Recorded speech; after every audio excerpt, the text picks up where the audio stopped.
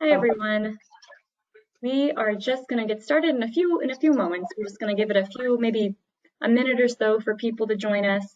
Since it is the lunch hour, depending on where you are. So we'll just give people a little time to grab some food, some water, kind of get settled into our into GoToWebinar, and we'll get started. For those of you who have joined us, thank you for joining. I'm not sure if GoToWebinar may be new to you. There is a chat box on the control panel on your screen, which we'll use for interacting with Chris, our great presenter today. So please feel free to type out questions in that chat box, and I will be monitoring throughout. So I'll pop on and let Chris know when there are questions. There is a raise hand function. If you do raise your hand, I see we had one of those happen already. Please feel free to just type into the chat box the question you have, and I'll do my best to answer them if it's a tech question, or pass it along to Chris if it's a question for Chris. So more people are joining us. This is great. Okay, so to get started, thank you all for joining us this afternoon. We know that there's a lot of online opportunities these days due to COVID, so we're just really grateful that you chose to spend this hour with us today and Chris. My name is Anna Guida. I'm the project manager for Empower Idaho. Empower Idaho is a nonprofit that serves all of Idaho. We provide education and advocacy for adult participants and providers of behavioral health services throughout the state. So we do lots of webinars like this. We also do live activities that are now online due to COVID. We also do lots of awareness campaigns, and we have a really robust newsletter that we encourage you all to join and follow to learn about more great opportunities like this one. So moving on, we want to introduce Chris. Chris Rawlings is our presenter for today for Treatment on the Reservation, Assisting Native Populations with Mental Health and Substance Use Disorders. I'm going to do a quick intro for Chris and then just kind of hand it over for him so we can get started. So Chris Rawlings takes great pride in being a local to Bonners Ferry, Idaho, though he has lived and traveled literally all around the world. Chris received or earned a bachelor's degree in Boise State University, go Broncos, I'm also a Broncos, go who, in health promotion and wellness. After a decade of work experience, he continued his education at Bastyr University in Kenmore, Washington, obtaining a master's degree in systems therapy. Boundary County is the home of the Kootenai Tribe of Idaho. Chris has had the opportunity to engage tribal members in treatment for the past 10 years through private practice, and for the past 2 years, he has worked through the tribal clinic for the Kootenai Tribe on contract to assist tribal members with substance use and mental health disorders. Chris's theoretical orientation focused on family systems, as well as working with substance use disorders in a client-centered, strengths-based approach. Chris, along with his wife and fellow therapist, Treva Rawlings, established Rawlings Community Counseling in 2010. Chris and Treva reside in Bonners County with their dog Skylar, where they enjoy being active in the outdoors. So we're so grateful for Chris to be here today, and we just can't wait to learn with you all. So that said, I'm going to hand it over to Chris. So thank you, guys. Excellent. Well, thanks, Anna. I appreciate this opportunity, and I'm genuinely honored and humbled to be able to address this topic, because it's something that I definitely feel passionate about and have a lot of energy on, and I'm enthusiastic about other people working with this population and learning from each other. Appreciate being a part of Recovery Month here as September comes to a close, and appreciate everybody taking an hour of their lunch hour or late morning / early afternoon, depending on the time zone, and coming in and being a part of this. I'd really like to start today by saying that I recognize fully that I am only one guy working with the Kootenai Tribe of Idaho, and I've got a little additional experience with the Inuit populations in Alaska, but I do not pretend to be a great expert in all areas of every native tribe. All of my statements this afternoon can be understood as being based on my experience with the Kootenai Tribe of Idaho, knowing that other people in other areas could very possibly have different experiences, other needs, different requirements. So I'm going to be coming from my experience as somebody growing up and living in North Idaho and working with the Kootenai Tribe. And like I say, I fully recognize that, that's a very thin slice of a large pie. I did grow up in North Idaho. I was fortunate to call Boundary County my home, and it is also the home of the Kootenai Tribe of Idaho. So I've got an advantage in that I had peers in school that were tribal members. I was teammates with tribal members in sports in school. My mother and father have friends and colleagues that are tribal members, and I recognize that absolutely has had a positive influence. We live in a reasonably small town, and so a family name goes a long way, like it does in many small towns.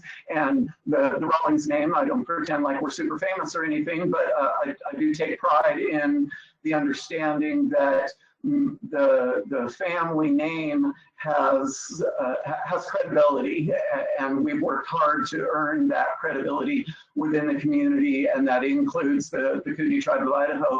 And I say all of that because it definitely has had influence on my ability to network with the tribe and to get in with the tribe in ways that other people might not have that same opportunity. And so, I'm encouraging other people to work. If you don't have that type of reputation that I'm fortunate to have inherited, work to cultivate it, because that's an important piece. I also want to say that the Kootenai Tribe of Idaho, in my situation in working with this tribal contract, is completely safe. And I know that also is not always the case. I remember very clearly when I took the contract, when I accepted the contract to work with the Kootenai Tribe, people were saying, oh, be careful out there, the res is dangerous, asking me if I was afraid and these kinds of things. And I can say with 100% confidence that there is no more physical danger for me on the res than there would be in private practice. Actually, probably the opposite. Given the dynamics of the reservation and the tribal police being right there versus in town, and some of the people that we work with in the private practice and whatnot, I'm very comfortable and safe in working with the tribe. And there may be other places where that's not true. For example, Browning, Montana, people in Browning, but like Browning's rough. Browning is a whole different deal, and the population, the dynamics of the tribal population and the Caucasian population are very different. For example, if a white person goes to jail in Browning, they absolutely have to separate the whites and the native population, because the white people will get stabbed. Like that's just kind of a known fact. That's the way it is, and I'm not exaggerating. So they have it set up so that they can have some people here and some people here, and so definitely if you're working with native populations, you want to with any population, we want to make sure we're safe, and I'm very comfortable in saying that's not really a concern for me. So I don't really think of it through that lens, and so I'm grateful for that. I recognize that we have an hour, and in an hour that is going to be less than the tip of the iceberg for this vast topic of working with native populations. And I've been doing clinical work with, as Anna said in the bio, with native population for about 10 years, and it's been about 2.5 that I've been specifically contracted through the tribe. And I really feel like I'm learning every day. It's an ongoing process. I'm an open learner, and I look forward to relaying some of that onto you, and hopefully with an opportunity to be receiving some education as well. Because like I say, I fully recognize that I've got a little slice that I'm fortunate to be able to share with you today. So with all that being said, I'm going to dive in and move forward with the PowerPoint here. The first 3 slides on this PowerPoint are are really married together. They're interwoven in a lot of ways, as you'll see as we progress through. There's starting with, I feel like it's really important to address being Caucasian and working with tribal members. Like, that's a thing, right? How do white people go in and work with this population that is understandably cautious? And like I say, we've got the first 3 slides here are about being Caucasian and working with tribal members, and then pardon me, talking about earning trust, and then some research and creating greater understanding. But starting out with addressing being Caucasian, I would encourage, and certainly I personally don't pretend to be something that I'm not. If wearing turquoise and headdress and beads and wolf t-shirts and all of that we see, that I see when I'm out at the res, if that's your thing, great. But if it's not, don't pretend to be something that we're not. And of course, I should say this caveat as well. The vast majority of what I will say is applicable to multiple populations. That would be true with any population, but certainly as I'm working with tribal members, I try and really be authentic and encourage others to be authentic as well. Don't pretend to be something that we're not. I remember in bullet point number 2, being mindful. When I first got the contract, I was very excited. I felt really honored. This is an incredible opportunity for myself and for Rawlings Community Counseling, the agency that my wife and I have developed. And so I wanted to get like art for the walls and decorate the office out there, and was looking up stuff on the internet, and a close friend, Sean, who works for the tribe, and was talking to him about it, and he said, wait, pump the brakes, be careful.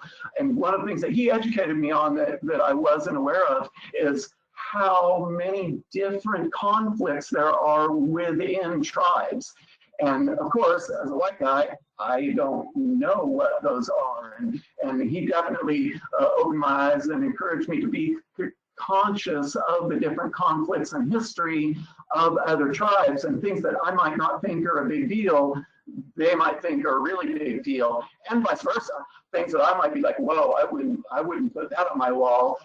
Ask a tribal member, and they'll be like, oh, yeah, it's not that big of a deal. But encouraging us all to be mindful of the specific tribe that we're working with, and conscious of how we approach it, get some guidance, ask for some assistance from tribal members on what may or may not be appropriate. On the obvious, and by that I mean saying, I'm a white guy working with tribal members, and just really throwing it out there and shining light on the obvious. I tend to, in general, use a sense of humor in my life and in my practice.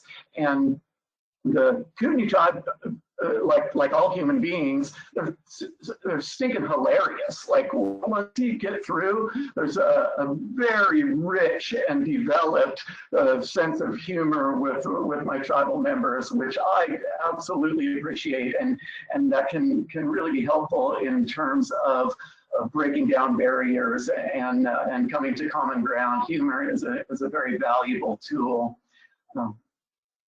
I also think it's very important to verbalize and validate the recognition of the tragic history of the tribes of North America, and not try and avoid it. Quite the opposite. I lean into having those conversations and trying to discuss as openly and transparently as they're comfortable with in that tragic history, and recognizing some of the things that my ancestors did to their ancestors, and trying to have some of that common ground, and not try and avoid it, but like I say, genuinely embrace it and validate that and address it directly. Ask about incidents of prejudice and racism. I remember this happened a number of different times, 2 or 3 different times, where clients that are in their, late teens, early 20s, and I'll ask them about their experience with prejudice and racism in the Northern County here in Idaho. And each time that this has happened, they kind of pause and then looked at me and said, nobody has ever asked me that before. And it struck me as to how powerful that can be, just to recognize it and ask what their experience is like, because oftentimes I will assume that people had that conversation and that they talked about it, and I'm realizing after some real direct contact with the Kootenai Tribe of Idaho that they don't have that voice, that they don't have the opportunity to recognize and process some of that. And finally, in terms of this slide, it's important to recognize that as the therapist, I'm not the only Caucasian professional that they have interaction with. Unfortunately, there's not a lot of Native professionals in Boundary County, and so they don't really have that pool to draw from. So there's some assistance in that they're used to working with white people, and that has advantages and disadvantages that we'll talk about as we progress. But certainly the public school teachers, I believe there's one Native woman, Kootenai tribal member, who is a teacher at the public schools. Out of all of the grades in all of the schools in Boundary County, there's one. So they're used to having teachers.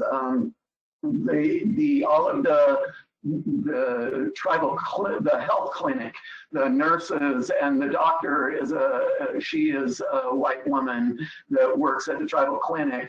The head police officer at the Kootenai tribe is a white guy. So they're used to working with Caucasian professionals. So that, I believe that pattern that has been set long before I came along has lowered some of that fear or expectation for tribal members, in that they are kind of used to working with Caucasian professionals. So that helps a little bit in terms of breaking the glass or chipping through.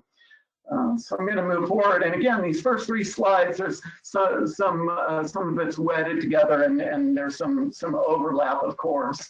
But transitioning from being the white therapist, okay, so since that's the case, and there is this traumatic history and background, how do we earn trust? How do we break the ice and develop the relationship that's necessary to earn trust in a population that's understandably cautious? They should be. Because of history, Native Americans are often very cautious. And as I said, they've got a history of Caucasian professionals that are pretty used to people telling them what they think's best for them, people that want to help. And I say that very specifically because that's another thing that I've seen as a theme with some repetition in my work with the Native population. Is they're like, oh great, here's another white person coming in to help the Natives, right? And because everybody comes in with the best intentions and all these great ideas, and then they want to change everything. And they sit around and wait until that person gets burned out, and then the next person comes in with all these great ideas and wants to change anything, and they wait until that person, and you see this pattern over and over and over. So we want to be aware and cautious of that. We want to be cognizant of that as a pattern, because that can definitely get in the way. So I really work to set the intention of following the lead of the client, challenge by choice. They're in the driver's seat, and really encouraging them. And that's a fine line, of course, because they're not used to being in the driver's seat. They're used to kind of being told what to do and where to go. So threading that needle between being directive as they're used to and allowing them to be in the driver's seat has been a tricky thing for me to navigate, and definitely learn some things along the way. Again, a healthy sense of humor goes a long way. Having that opportunity to make fun of myself, make fun of humanity, finding the humor in things is something that in my experience, they have, they connect with very well. That humor has a great way of disarming and can ease some of that caution. Again, talking about validation of the traumatic history, being specific to the tribe that we might be working with, if possible, and in that validation of tribal history, each and again, I'll get to this a little more detail in the next slide, but I find that very helpful and very important. The book, 7 Habits of Highly Effective People, I know that it's kind of gotten franchised, and is in my opinion, the power and importance of that book has been watered down a little bit. There's 7 habits of everything, highly effective pets or whatever. But that initial book is very valuable, and I use the concepts quite often, and it is specifically to this topic and exploring ways of earning trust that seek first to understand and then to be understood. I really think it's important and valuable in working with Native populations to listen, to slow things down, use motivational interviewing, and really work to listen and allow them to be heard, because that's the point of it all, right? And that's really the best way to work to earn trust, is to really genuinely try and be authentic in how we are trying to understand where they're coming from, and not be pushing an agenda, being authentic in that open presentation and seeking that from their perspective, and that's helped open doors for me in terms of earning trust and being the white guy that's here I am trying to help and chipping through some of that armor that's understandably been built up over generations.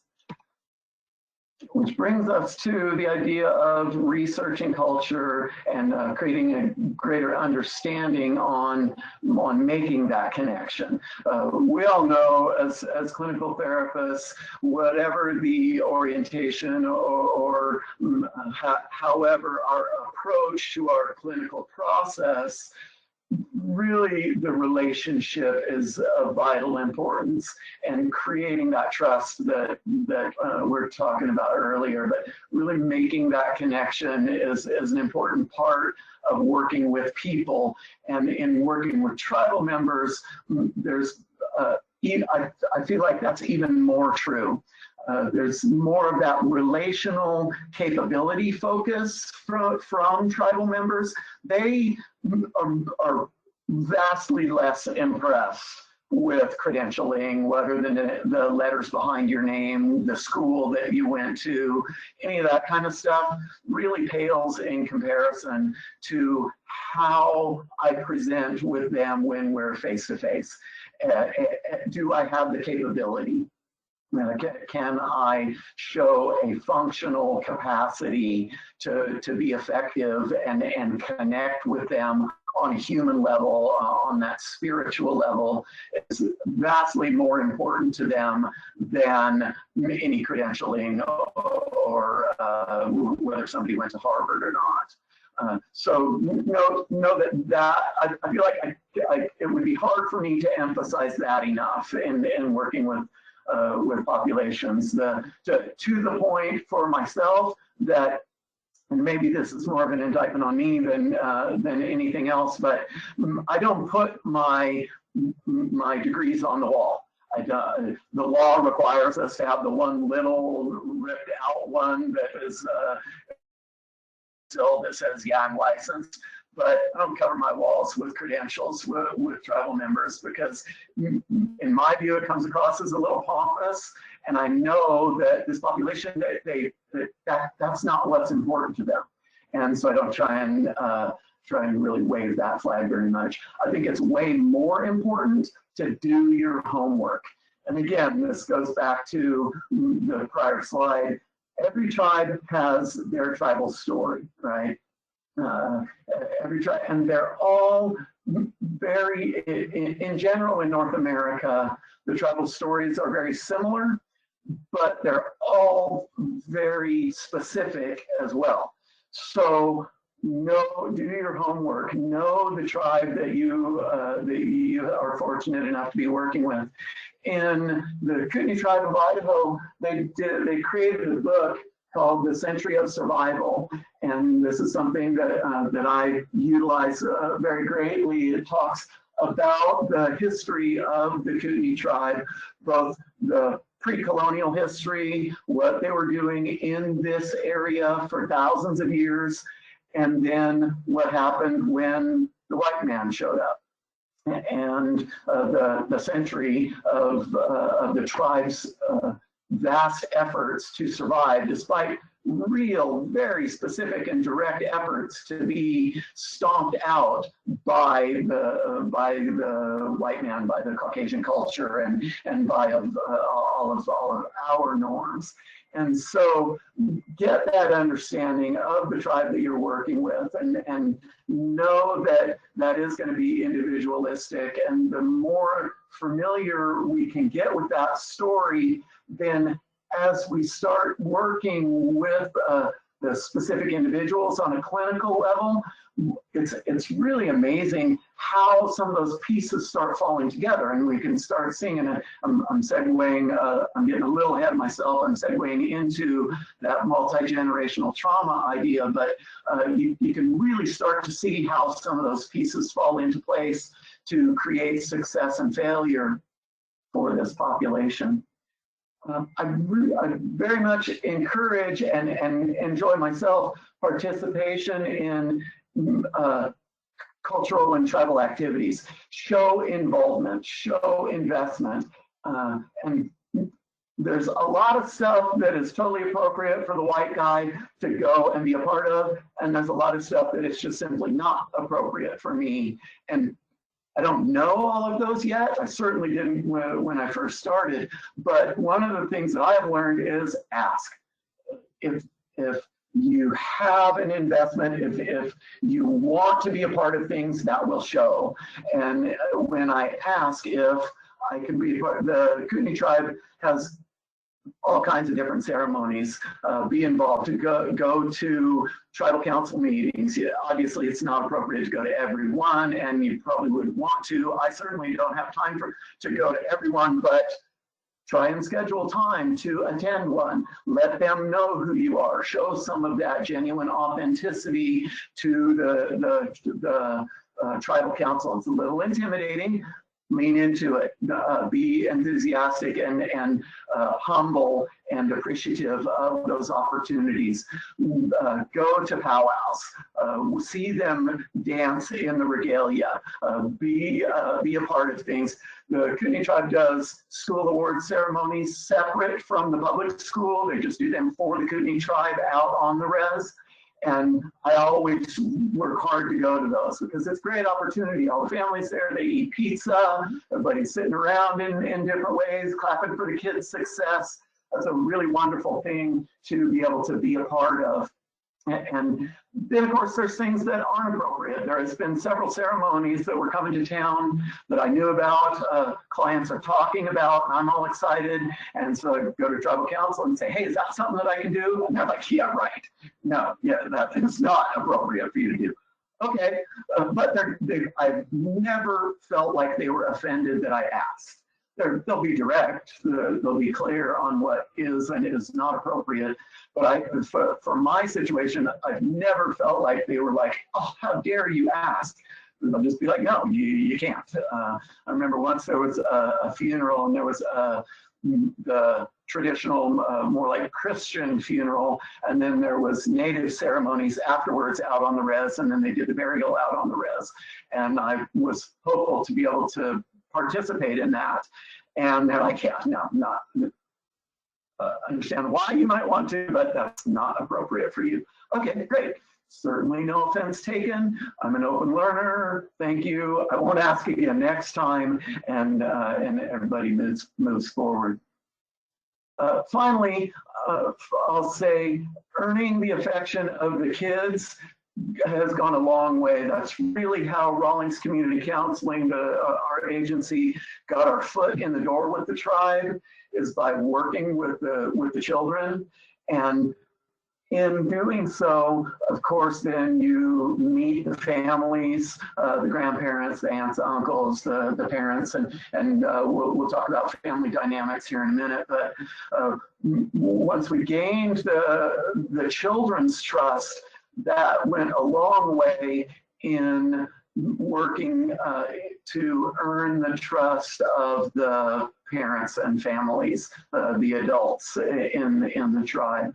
And after working with the kids for a while and getting to know them, again, fortunate enough to be able to have a family name that has some respect in the community, and that is really what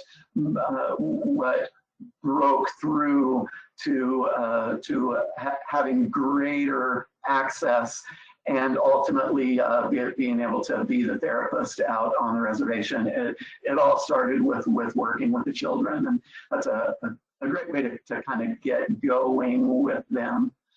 I know I've been yammering for an hour now, or for a half an hour now, before we start going into discussing expectations and multi-generational trauma, the more clinical aspect.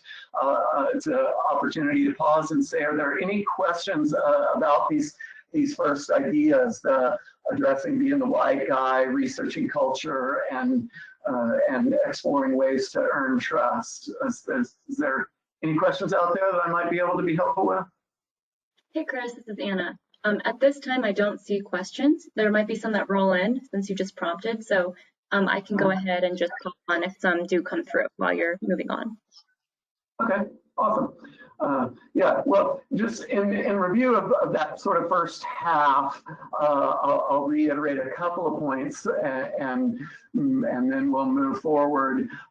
I think that the best way, the most appropriate way that I have had experience with addressing being Caucasian is just own it. Just say, yeah, I know that's a super tragic history. I'm sorry. And I really appreciate and feel honored to have this opportunity. And then that starts earning trust and really recognizing and honoring their caution, rather than trying to bull in a china shop through it or any of the other ways, but really humility and honoring that process.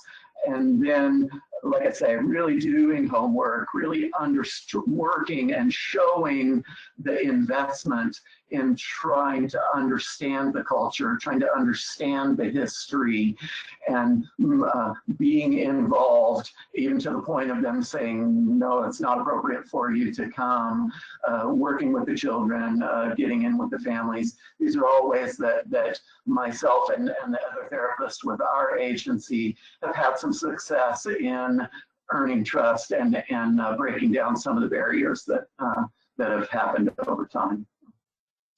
Well, if there's no other questions, or no questions at all, and no other about it, if there's no questions, then I'm just going to keep rolling here, and I'm going to forward. Now we're going to transition into a little more clinical aspect, starting with discussing expectations both for the therapist and the client. And I say that about for the therapist first, on purpose, because I always, as a clinician, feel like it's important to continually go back and start each relationship with checking my expectations. Like, okay, this is not about me. I work hard to take my ego out of it. I don't say I'm perfect by any stretch of the imagination, but I'm at least aware that that's part of the process, and trying to check our expectations as therapists. And that's definitely true in working with tribal populations, because it is very different. Really working to have an open mind, working to have an open heart to the process, and see how it unfolds, rather than trying to work and guide and expect or feel like a failure if it doesn't unfold in the way that I thought that it should. I think that it's important in all aspects, and that's really become clear in working with tribal populations. Many tribal clients initially struggle having the language to talk about their feelings, to talk about their issues. They're not used to being in the driver's seat like we were talking about before. They're used to being more directed, more told this is what they're supposed to do. So working with that balance is a challenge. And doing that trust building, using motivational interviewing, and trying to cultivate their ability to articulate is something that I have realized is more of a challenge with the Kootenai Tribe of Idaho than with some of my white clients, some of the clients in the other part of the community. Some of the things that I found to be helpful in saying, okay, you're coming into therapy, how can I be helpful? What is it how would you define success? And they're like, I don't know, I feel like garbage and I don't want to anymore. And I'll get a little bit ahead of myself and drop down to the bottom of this slide. I've developed this phrase over time. I'm sure I'm not the first one to use it, but I talk about gun to the head versus internal motivation. By gun to the head, I mean there's an authority, probation officer, the tribal court, the county court, somebody is telling them, you need to go to therapy or else you're going to do more jail time, or some of these kinds of things. And so somebody's got a gun to their head making them do this. And I have expanded that onto, like, maybe the school is mandating treatment, or their parents are forcing the child to go to therapy when the teenager doesn't want to because they know everything. So when we talk about that external motivation, that gun to the head, you're going to do this or you're going to be in a lot of trouble, versus internal motivation, I have found with tribal members, these same rules basically apply. All this stuff on this slide that we're talking about, the same rules apply. We want to work to ask them what they want. Okay, I get it. You're being forced to be here, or you're coming in on your own. What are your expectations? And really working to navigate them, to find that language through motivational interviewing, through paraphrasing and exploratory questions, clarifying questions. Paraphrasing has been very helpful, and I really want to make clear the difference between paraphrasing and parroting. Nobody likes to be told exactly what they just said and then be like, is that what you said? Yes. Paraphrasing, coming up with a different angle on it to show, yeah, I think I get what you're saying. Is this correct, right?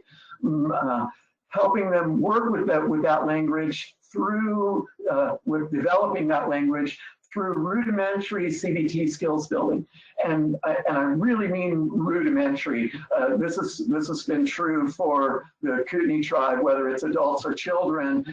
they don't really have an emotional language. They don't really have a language to explore their prior trauma because they haven't had that opportunity a lot of times. And so I'm literally in cognitive behavioral theory terms, I'm talking about mad, sad, glad, scared. Like really basic kind of emotional expressions.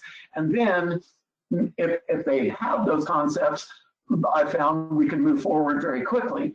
But if they don't have those concepts and I start at a higher level, then my fear is that they're going to feel dumb. That's the last thing I want. And I definitely learned from this. I've had them agree with me when they didn't understand. And then I get down further and I realize, oh wait, they agreed, but they're not actually caught up. They just didn't want to admit that they didn't understand. And they're used to white people telling them what to do and they say yes.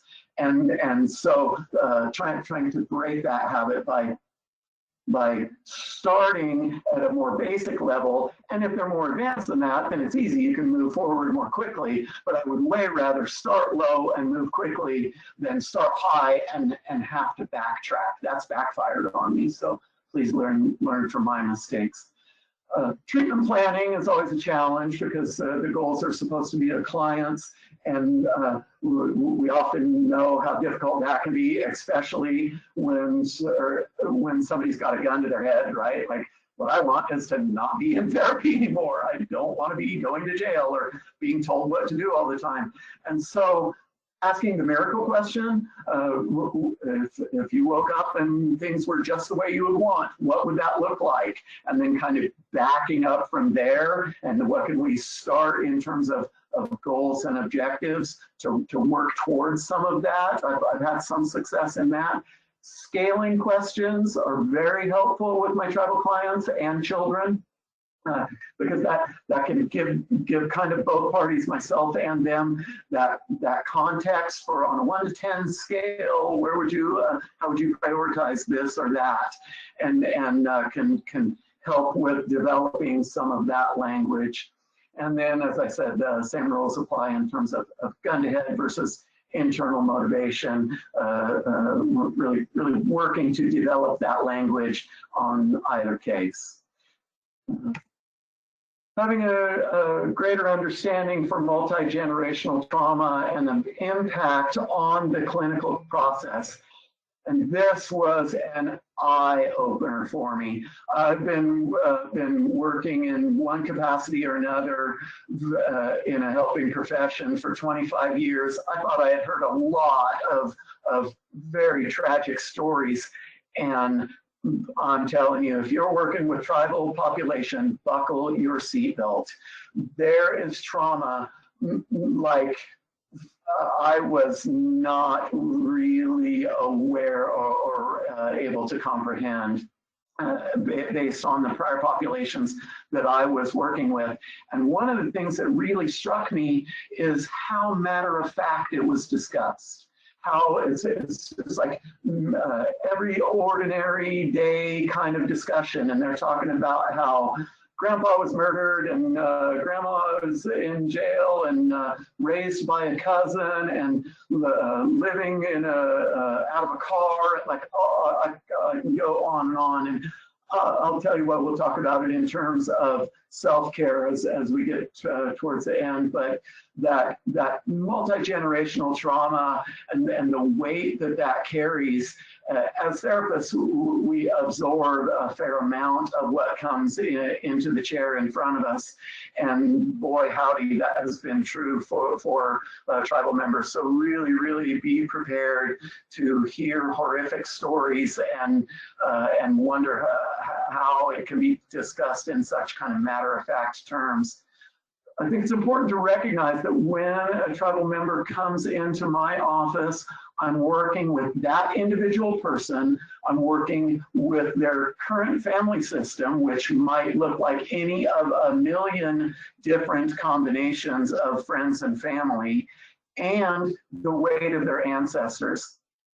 All are coming in the door at the same time, whether that individual is cognizant of it or not. They might be coming in because their kid got kicked out of school and they don't know what to do.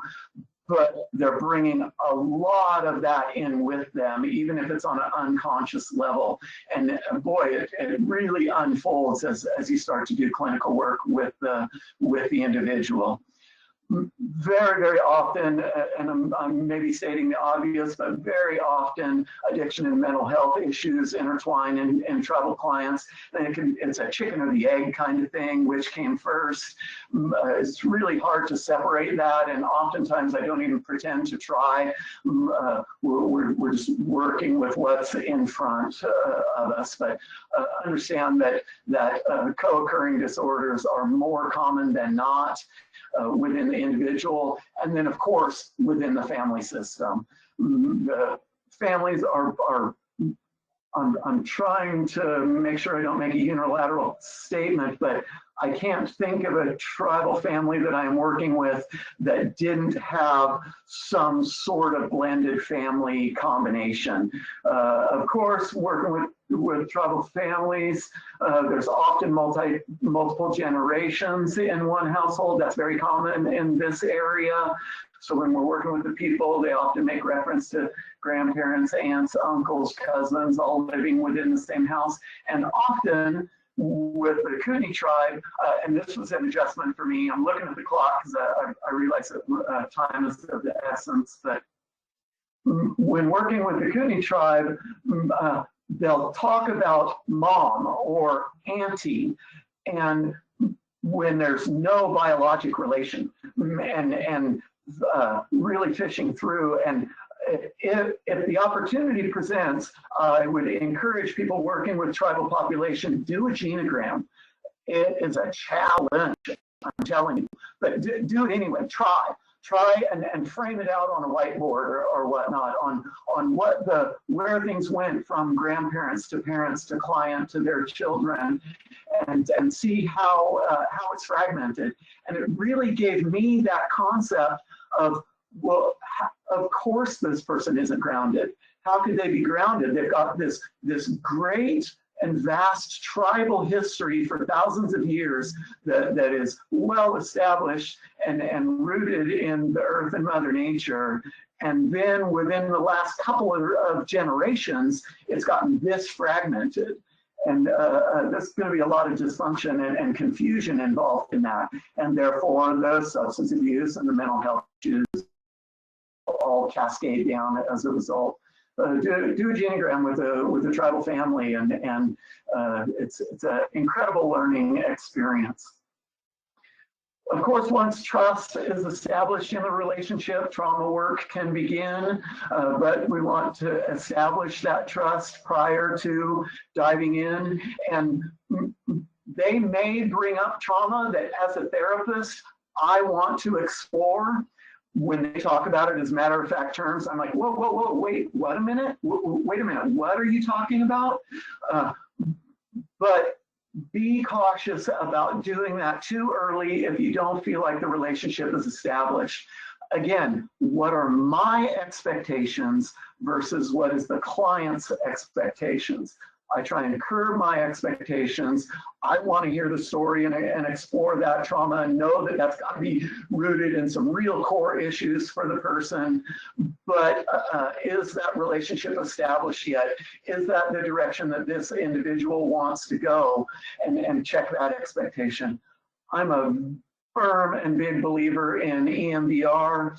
If you are not an EMDR therapist, I would encourage that. I don't think that everybody has to, or else, that's not what I'm saying. But I really feel like it's a very valuable tool, especially in working with tribal populations, because EMDR is a vital way to work with trauma in a way where they don't have to verbalize like they do in talk therapy. They're able to use that dual stimulus to be able to be in a safe room while exploring past trauma and not have to come up with the words all the time. If you're familiar with EMDR and have utilized it to any degree, you understand what I'm talking about. And I really encourage ongoing training in EMDR and ongoing use of EMDR if you're going to work with any major trauma population, veterans, victims of sexual abuse, tribal populations, because it's such an incredible and amazing tool to be able to do some of that deep trauma work for people who are developing that language to understand what happened to them and be able to start to talk about it. EMDR is a very effective technique and will help with the later on verbal processing. Really understand that idea of multi-generational trauma is absolutely real and will show up in working with tribal populations. It's tragic, and it's amazing to be able to be a part of. Addressing the family system and family participation, like a lot of populations, you get families who, my kids, being a bonehead, fix them, and they drop them off and they go off for an hour and they come back and pick them up, right? I'm sure there's a lot of heads out there nodding that understand where I'm coming from. With tribal population, I encourage family involvement while trying not to be pushy or forceful. Again, check my ego, check my expectations, work with the client. There are times the client might not be in agreement with family being a part of things. I'm a licensed marriage and family therapist in the state of Idaho and was in Montana. I've let that one go, but have been in Montana. I'm a LMFT. So family and systems therapy is like my jam, right? But and I've known other LMFTs that will, if we're not working with the family system, I'm not the therapist for you, and they'll refer them on. I'm not that way. If the client's not in agreement with family participation, I recognize there may be limited success until that family dynamic can be addressed, especially given some of the chaos and dysfunction that I have heard about from the client in their home. And like I was trying to remind myself, there's 168 hours in a week. I might get them for one of those 168 hours. The other 167 hours, they are out there and in their community and in their home and in their school and with their peers and with their family system. And so I recognize that there may be limited success in that 1 hour of 168, but it might not be safe for them to bring family members in. It might be the very best thing that I can do to assist this person is to help them be more grounded in their value system, in what they want as they are looking forward, and really working on internal resource building, on internal grounding and DBT skills. And again, with the Native population, I rely heavily on their cultural system, on the Kootenai Tribe of Idaho's past history, and will have them take their shoes off and stand outside in the sunshine and do some of these kinds of things that are earth-based, that are nature-based, that are based out of their spirituality, that can help them be grounded. Because it might not be safe to bring the family into it. The family may not want to and be very resistant to that. And again, sound like a broken record, but safety of the client is of vital importance. I also want to recognize that confidentiality with the Kootenai Tribe of Idaho has a whole different meaning than it does in our private practice office here in town. I don't want to disregard HIPAA or confidentiality. I'm just saying that the way that my office was set up out there, it was a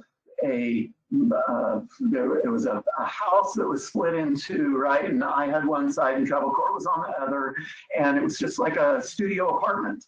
And so clients would come, there wasn't a waiting room, there's no receptionist or anything. And I'm used to being here in town where everything is HIPAA, man. We drive that home with our therapists on an ongoing basis and being in compliance.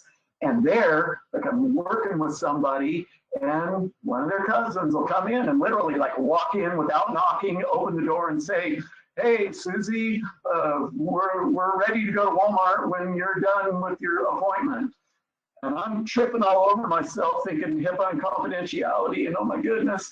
And to them, totally no big deal, normal. They all, like any small tight-knit community, they talk amongst themselves and get in each other's business all the time and have all of that. But yeah, the confidentiality piece, and I learned that that is generally true in the tribal clinic as well. The waiting room at the tribal clinic is kind of a social area. It's warm, there's coffee there, there's people coming in and out, they can get attention, so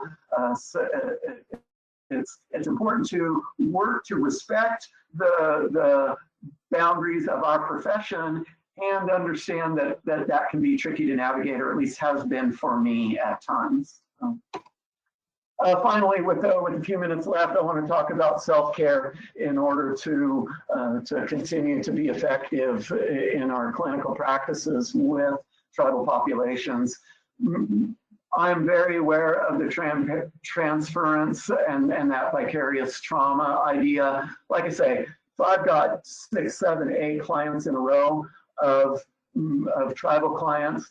I remember, especially early on, before I was kind of in shape for it, and I'm coming as a white guy from private practice and going out there and all enthusiastic, and I'm just hearing these stories, and it's an 8-hour day. You know, I got one client after the next who's just coming in and dumping this stuff that is really, really heavy and really, really hard and difficult to be in the same room with.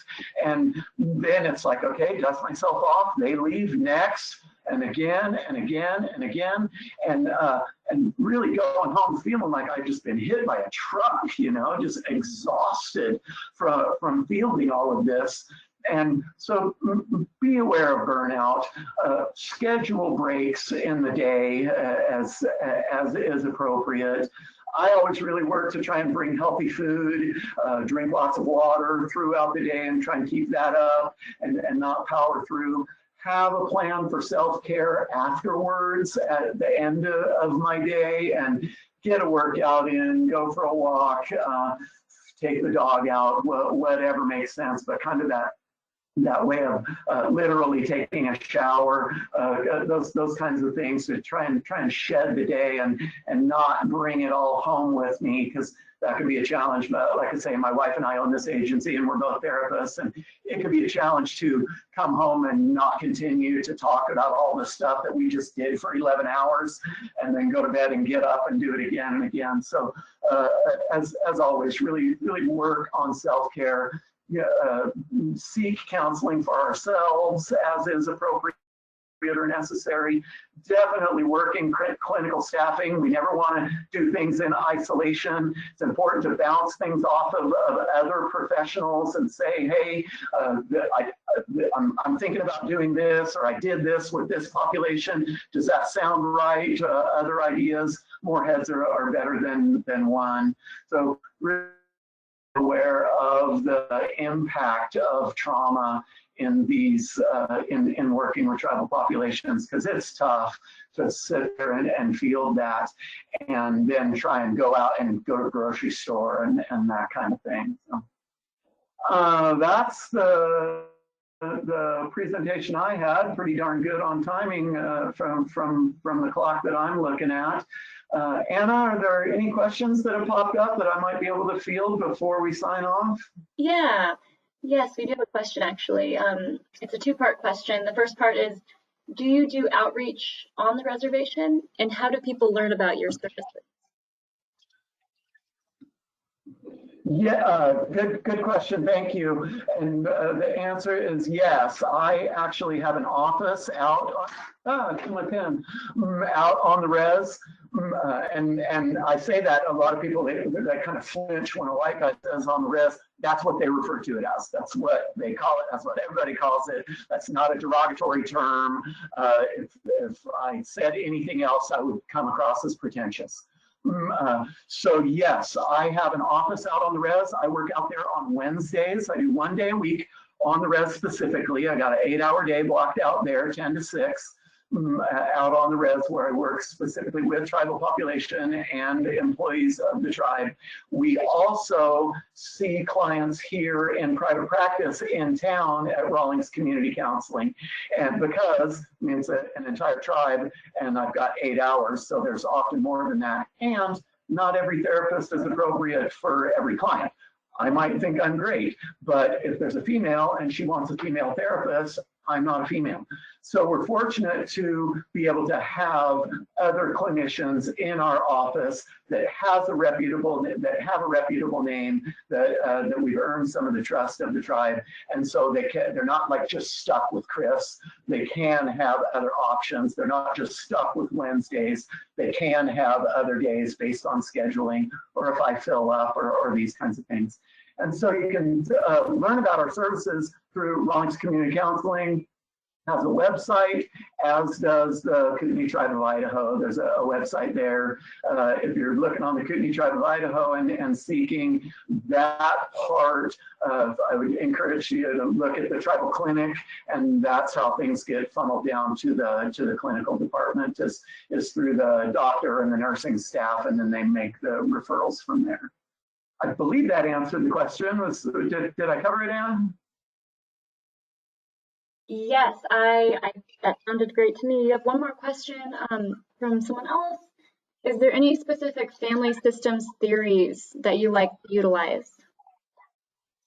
Yeah, that's of course a tricky one, and I guess my direct answer in the very brief time that we have is not really. I don't have any specific theory that I adhere to. Again, I go back to developing a relationship with the client and then working with the general idea that all of the system, including family work, etc., impacts the individual.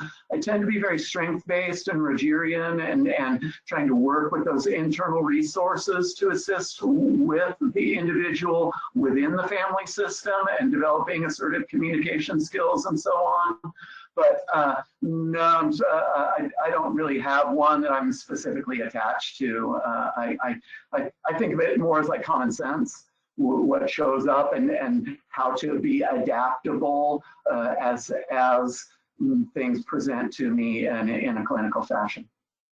Awesome. Thank you so much, Chris. So just so everyone knows, thank you guys. Thank you very much. Those of you who are still on, I know everybody's got to go to lunch and I got a meeting to get to as well. I appreciate the opportunity. Thank you. Awesome. Yeah. Thank you so much, Chris. We'll be talking to you soon. Thank you, everybody. I have the registration link for our webinar tomorrow on Recovery with Scott Jones in the Phoenix in the chat box. I also have the link to our newsletter to subscribe for more events like this. Thank you so much, Chris. Have a good rest of your day. Thanks for joining us, and I'll let you go. Get to your meeting. Bye, everybody. Thank you. Bye.